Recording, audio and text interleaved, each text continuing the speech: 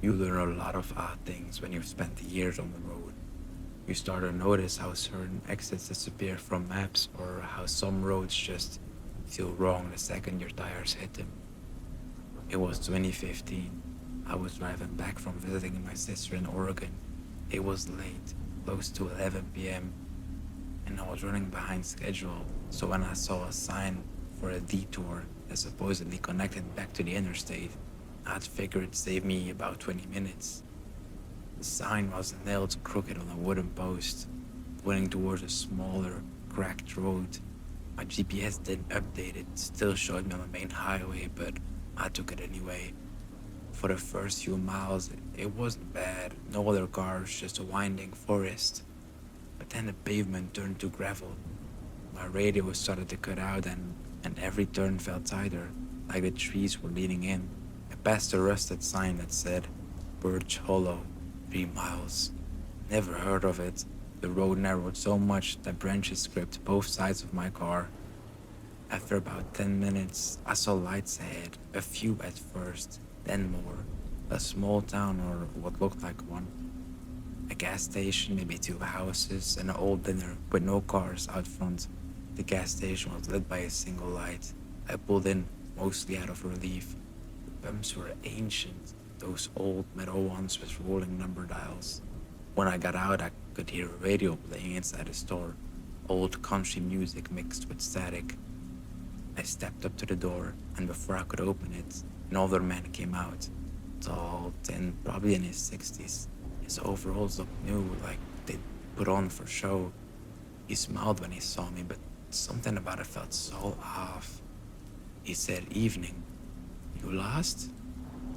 I told him I'd follow the detour sign of Highway 20, but I was starting to think I'd taken the wrong road. He nodded, scratched his neck, and said, "Road's closed up ahead. Bridge washed out 2 weeks ago. You have to turn back." I thanked him and turned toward my car. That's when he said, "Funny enough, you're the third one tonight." I stopped. "Third what?" He said it again, softer this time. "Driver." When I looked back, he wasn't smiling anymore. I scanned the lot. There were no other cars, no tire marks, just gravel. When I looked back toward the store, he was gone. The door was shut and the light inside flickered, but there was no sound, no radio. I got in my car and drove out of the town as fast as I could. The whole way back, the road seemed longer, like it was stretching. When I finally hit pavement again, my GPS blinked back to life, but it said I was 30 miles south of where I should have been. I hadn't turned once. The next morning, I looked up Birch Hollow. There's no record of it. No town, no gas station, nothing.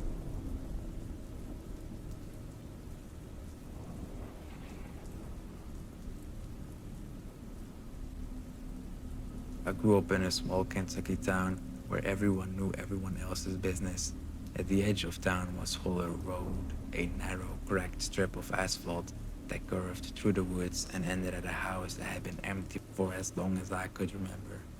The place wasn't spooky in the usual way. It just felt forgotten. The paint had peeled to bare woods, weeds pushed through the porch, and the mailbox hung open. When I was 17, my best friend Tyler convinced me to go there one night. "Let's just look around," he said. 5 minutes. So we went. We parked halfway down the road and walked the rest of the way without our phone lights. The house was dead silent. No wind, no crickets, just the sound of gravel under our shoes.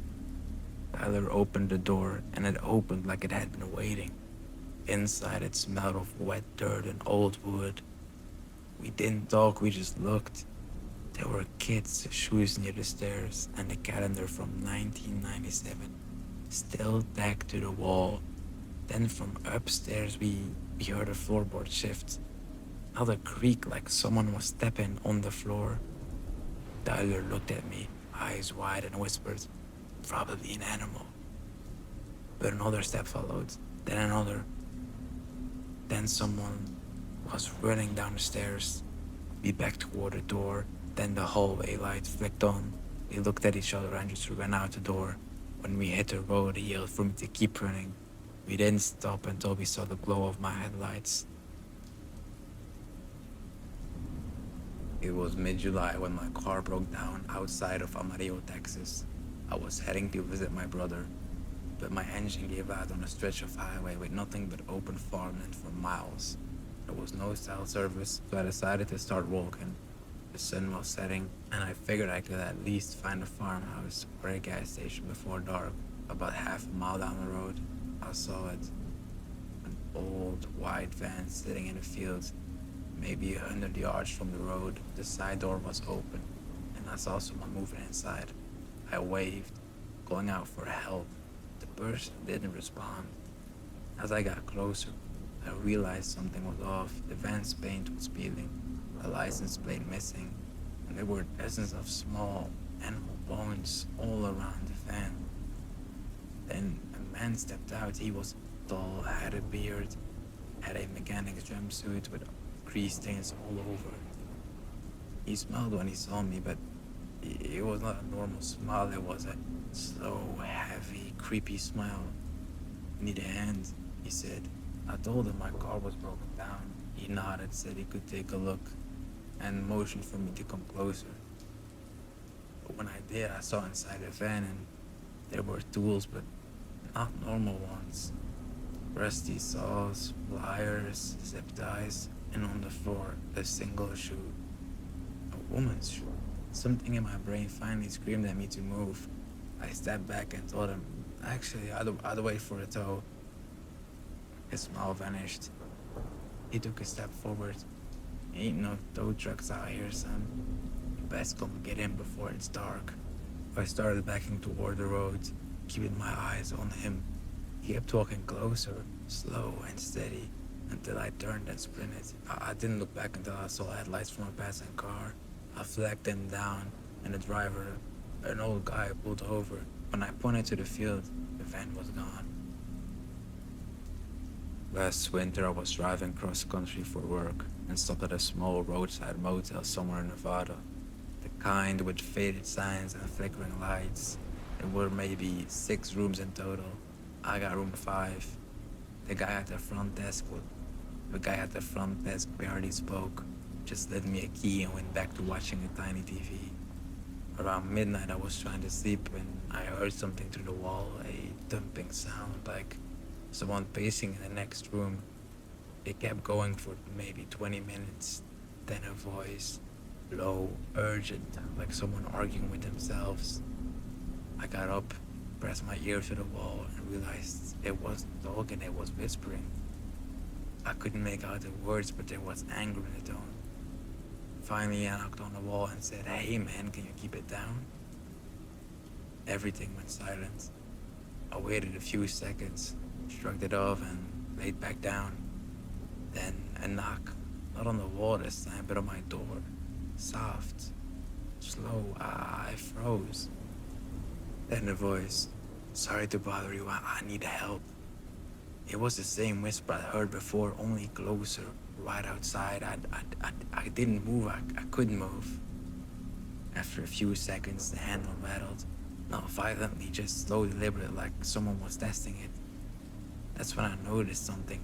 There was no shadow under the door. I yelled that I was calling the police, and the sound just stopped. When I looked out through the blinds a minute later, the walkway was empty. The next morning, I mentioned it to the clerk. He frowned, looked at my key, and said, "Room 4's been locked for months. No one's staying there." I checked. The door was sealed with police tape. He said a man had been found dead last year in room 4.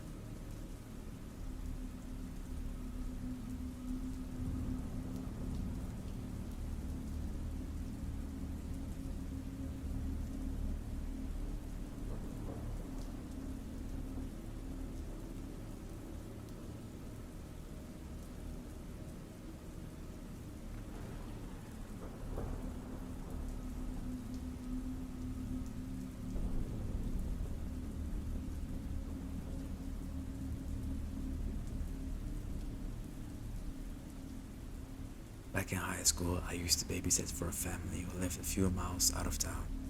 Nice people, big house on the edge of some woods. They had 2 kids. Ben, who was 8, and Lily, who was 5. It was a Friday night in early fall. They were going to a dinner party, so I got there around 6:30, made the kids dinner, and we watched a movie before bed. By 9, both of them were asleep upstairs. I cleaned up the kitchen and sat on the couch, scrolling through my phone. That's when I heard the front door click. I froze, listened, but I didn't hear anything else. I figured maybe it was the air pressure or one of the doors settling. Still, I got up, checked the lock. It was fine, it was just normal. 10 minutes later, footsteps, light ones, on the porch. I looked through the peephole. No one there, just the porch lights and the yard stretching into darkness. I locked the deadbolt, turned off the TV, stood still, listening. That's when I heard a voice from upstairs. Emily? It was Ben. I went up and found him standing in his doorway, clutching a stuffed animal. He looked scared. I asked him what's wrong, and he said, "The man's back." I asked, "What man?" He said, "The one who plays the game." I told him no one was there, but he pointed towards his window. He plays it through the glass, Ben said. I checked the window. It was locked. The backyard was pitch black. I didn't see anyone, but I shut the curtains tight.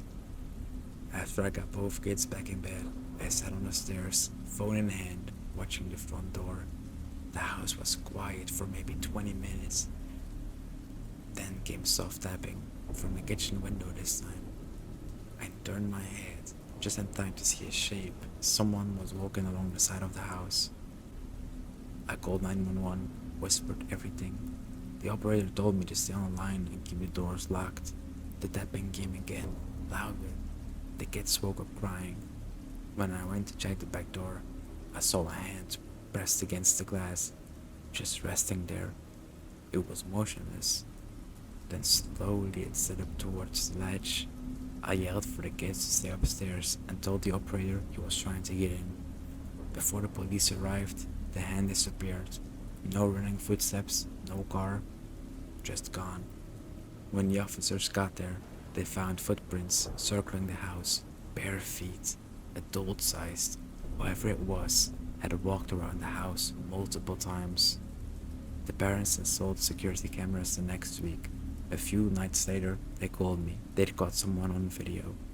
The man was crouched near the back steps, staring through the kitchen window, just watching. When he finally looked up, he was smiling right into the camera.